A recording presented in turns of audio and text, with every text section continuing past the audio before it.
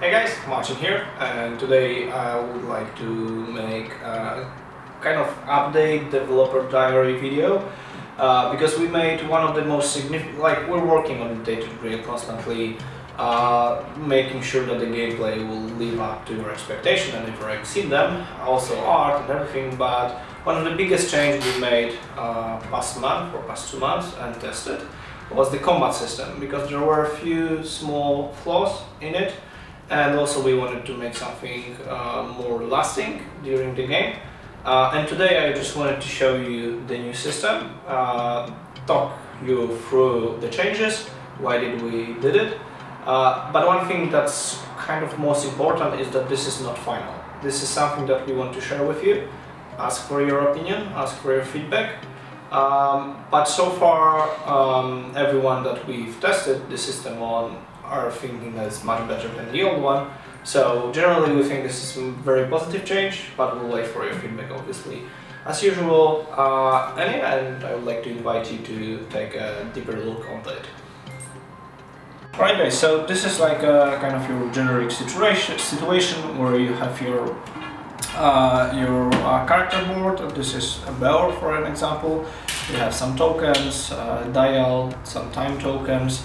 And we've chosen a few of the enemies that you can encounter during the game, and also we have like a full Bear combat deck. And right now I will just show you, talk around a little bit of those new cards, new symbols, and then we'll show you an example of a combat. Alright, alright guys, so the biggest change you will see in the layout of the combat cards is that you have all the symbols on the left side of the cards, instead of where previously we had some on the left and some on the right. So whenever you build, we used to build a sequence like this, so you would just add the cards one by one. Right now you will build this sequence like this, and this have a few effects. Few reasons why we chose to do that. First of all, whenever you have a very tough opponent like this one, which is 18 strength, you would end up usually with an extremely long sequence that would take an unreasonable amount of table space. So right now it is shorter, so it takes up much less space. But this is like the smaller reason. The bigger reason is that, as you can see, those cards have some rules on this left side and some rules on here. And whenever you will cover up something, you only need to look at the things that are visible. So whenever you will cover up this part of the card, those rules does not apply anymore. And this is actually very important, because one of the feedback we got from the previous version, when you could have like a very long sequence, was that there were some points that were still relevant. So for example, you needed to take into account this card and this card, but in a long sequence you intuitionally didn't knew that, like what kind of things you need to look at it, and it took a lot of time to actually make sure that you're not forgetting about some of the skills. Now there are still some of the cards that have passive abilities. I think that I have one here, and it actually enables you to, whenever you build sequence, this one. You can see that this card is a special one because it has a passive ability and it has symbols on the right side. So whenever you will build up your sequence, you will put this card here and then build up from here. So this one will actually stay on the top, and you know that you can use those abilities as well. So this would be one of the biggest changes that we did in terms of layout and design, but it's much more intuitive when you look at the sequence, especially when you're in combat with 2 players and such. Another change was that previously you were only able to connect cards that have the same symbols, right? So if I had symbols like this, I could only connect it through strength or through practicality. So it was a very cool idea, and we really liked it because it put into the kind of overall building of the character, but it had few problems. One of the problems was that sometimes you got stuck in fight. so you didn't have any cards to play, you wouldn't draw any, and you basically would need to retreat. And it kind of felt like you were powerless to do anything, and it's not a good feeling you might have during playing a game. And another one was very often you had like one solution to every game. So basically you would have some cards and there was like one way you can play them, and we believe that the gameplay is where you have an advanced choice, and this choice is need to have, like, for example, two different ways that you could play it depending on your play style or your idea for this kind of combat. And so we changed it in a little way. So first of all, right now you usually normally draw 3 cards as you did, but you can play actually any card. It doesn't need to fit any of the symbols. During your turn, the first card you can play, let's call it for free, and you can play it totally in regards of the symbols. You can just play whatever you want, but the symbols will help you. So as you can see, there are some additional symbols in here, and whenever you will connect those symbols and have appropriate statistics, so they stay the same, you will get additional bonus for connecting those symbols. So the green symbol means that you can play this card as an instant, meaning that after the first play you play for free. Let's say that we'll play it like this, and then I will connect this one and I'll be able to play it for free, so I can play more cards than one, and the next turn I will draw 1 additional card because I connected those 2 symbols. In addition to that, there are some cool things from the bottom parts that resulting from the cards, and you got some special abilities that are in here. So thanks to this change, the way you will play around those cards is much more decision based. So you will need to think a lot, not only like what card I want to play, because I can, because you can always place a first card the way you want at will, but like it very much depends where I would like to start with this card, and then I will get an additional card. And you can see that the left side of this bonus at the bottom of the cards regulates what kind of perk I'm getting for playing this card, and the second one connects to the next card. So this card, for example, is very strong because it has a ×3 multiplayer, right? So with that I can, for example, connect it with this card. I can't actually because I do not have the flash symbol, but if I would connect it like this, next turn I will draw 3 additional cards, right? And you can also, for example, have a wound symbol in here. So here you will have 3 wounds at the monster. And also the wound system was changed a little bit because, as you can see, there are no power symbols, so you don't know what's the power of the card. Instead, what we have, we'll be using our universal markers, and we'll be marking the current level of the combat with those markers.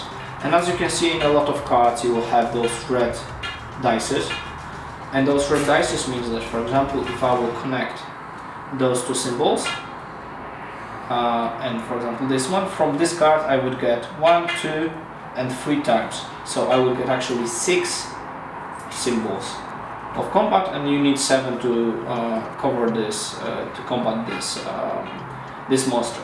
This change again is much more intuitional because you don't need to count how many strength you need every time on the sequence, but you can actually just like you can see how many wounds do you have, and then like whenever it's 7 you want, and it's also much more easier to see. And also a lot of monsters have those abilities to subtract your wounds from the sequence. So even that you play those cards, they will kind of subtract you the amount, so you need to still add more to make it happen, and this makes it easier to make the bosses scale. So the stronger monsters will be actually scalable, much easier for us to make it. Also, one of the huge remarks: don't care about the symbols right now. Everything you see is still work in progress, so those symbols will be changed totally. The reverse are not final. so don't worry about that. So this is kind of the most important thing. Another thing is that you can see that with most of the things that you can do, we try to present it with symbols, so you don't have long text on the cards that will make the combat a huge downtime for other players. So we wanted to make this experience as fast and as simple as possible, so that you will be able to actually play it quite intuitively and make the game flow much better. There's also on the boss cards an attack called Opportunity, and this is an opportunity attack. And whatever it means that if you will not play a card in your turn, and remember that you always can play a card, almost always play a card in your turn, then your opponent will do an opportunity attack. Why did we need to introduce this? Because very often it had, for example, it had like your opponent would do 1 wound, and you would end your sequence with a card that will say ignore 1 wound from your opponent attack, and therefore you could, you know, like just shuffle your hands by passing, because it will happen every time, and nothing will change. So this is why sometimes the combat could be broken very easily just by that.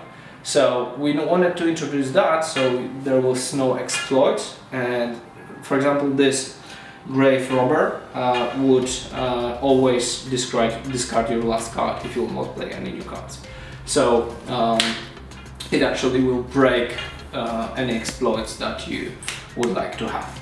Also, you can see those minus subtract red cubes, and if you will not have any red cubes, you actually need to discard a card from your hand, and if you will not have a card from your hand, you will have to discard from your combat deck. And the most important part is that if you will run from the combat, if you will run out of cards in your combat deck, then you automatically must run.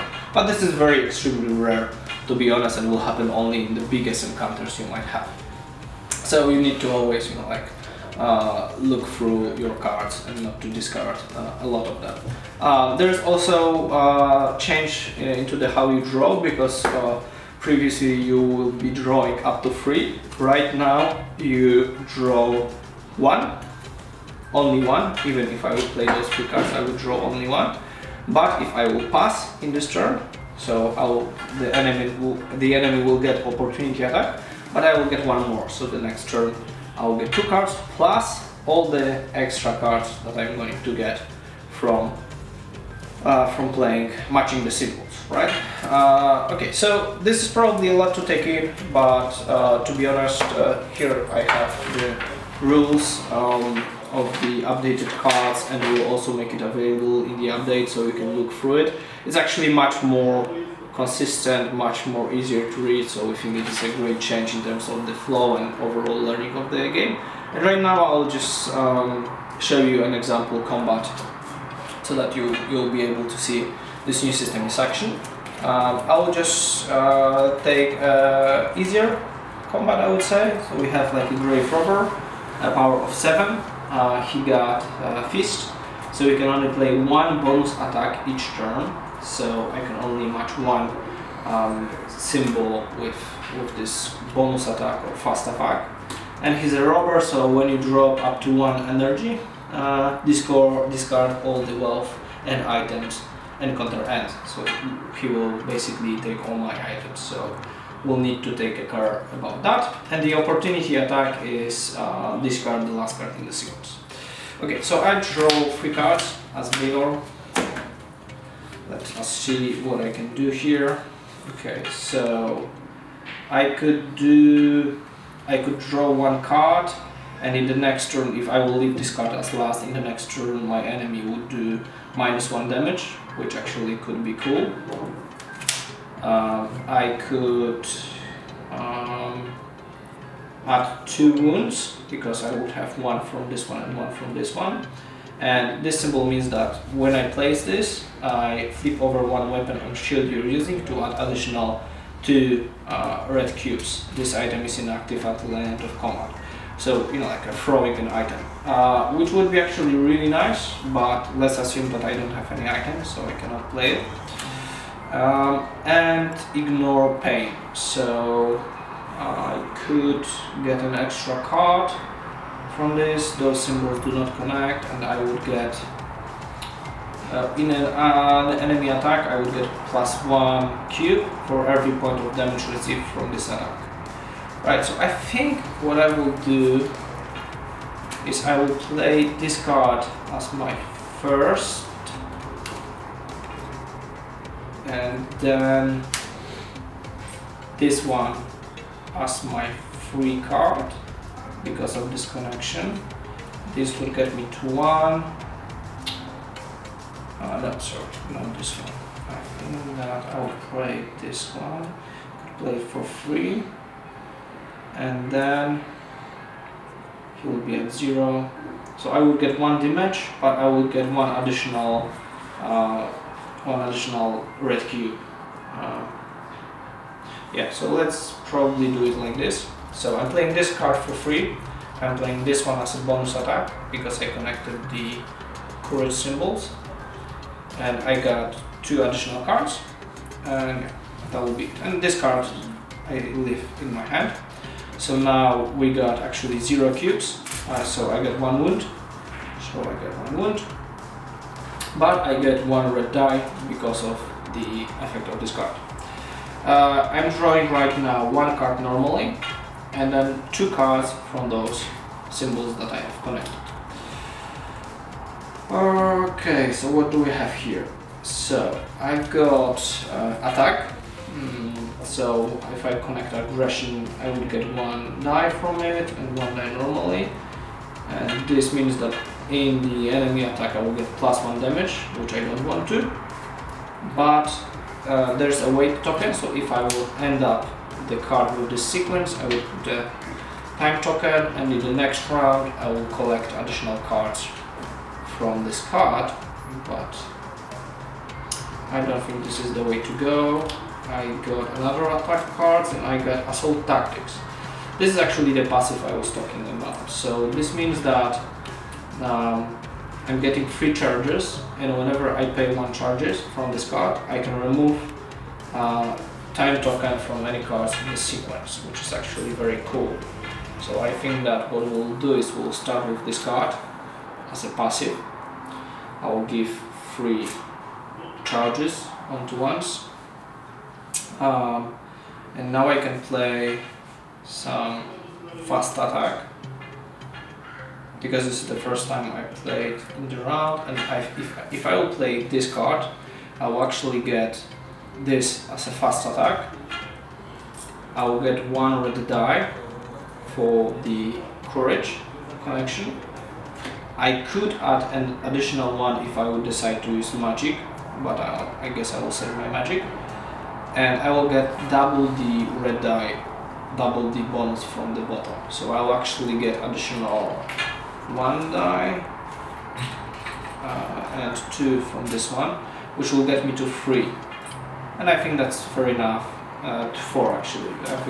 I think that's cool, because I will get this attack. I didn't want to get attack 3 wounds because that will be too much.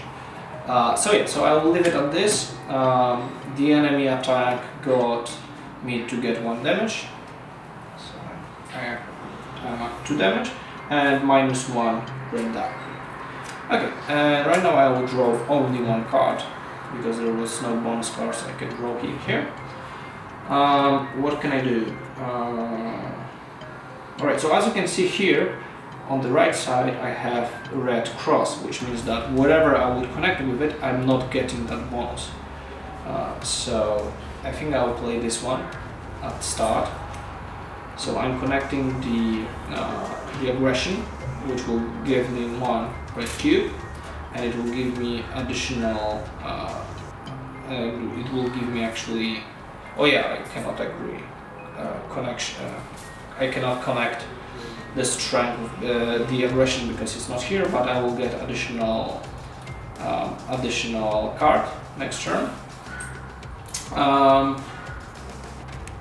Yeah, so in the opponent's turn, if I will receive any damage, I will need to get this card out of it, but I'm getting a time token, and when I remove this time token I'll get 3 additional cubes, which is cool because I have Assault Tactics, I'm removing one of the charges, I'm removing the time token, and I'm getting 3 additional cubes. So right now I only need 1 more damage to finish up this opponent, and I think I will just do it like this. So I got actually 1 cube from here and 2 red cubes from here, so I have 3 cubes total, and I'm finishing up this monsters. So as you can see, this passive was very useful because I could remove this time token and use this card, which is very powerful effect. So 3 cubes is a lot. But as you can see, this card is kind of designed in a way that it's risky, because when you leave it the last in the sequence, it's very often you will get a damage, and when you get damage you will need to discard this card. So you will not be able to use it, but thanks to this passive I played earlier, I could take use of it and finish this combat quite easily, I would say. But this was like one of the easiest combat. So this is how you can see the combat in action. As you can see, there is like more choices in here, because I could go, because I started with a tactic of drawing more cards, but I could actually go with tactic of trying to deal more wounds early on, or trying to add more cards, or play more stealthily with leaving minus damage cards and stuff like that. So there are a lot of more options. I think it's much more cooler, much more simpler, and much more easier to go with the flow, and actually more tactical. So we're kind of excited about where we were able to take the system from the from the place you see it on the prototype level, and I hope you'll enjoy it. Alright, so this is basically the changes we made. As I started, give us your feedback. What do you think about it? Because it will be basically the most important factor we'll take into consideration, is what you think about it. But we also are working very hard on different archetypes. As you can see, we have like 4 of the decks prepared for the RF, BO, and LA cards, and also Maggot, yeah, sure. And we're testing those playstyles. They'll be very different, and they'll be combining with each other with a different way. And those archetypes will also be used later on in different acts. So you'll have like a lot of different combinations, and whenever you play a character of a different archetype, it will have totally different feel to it. So some decks will be based on additional attacks, so you'll play a lot of cards in a turn, and other attacks will be around drawing more cards, and other ones will be around very powerful cards, and so forth and so forth. So a lot of work ahead us still, but we're very happy at the place that we're in right now, and I hope that you will enjoy it as well. So leave your thoughts in the comments, and make sure to follow up Tainted Grail and the development of this game. Thank you.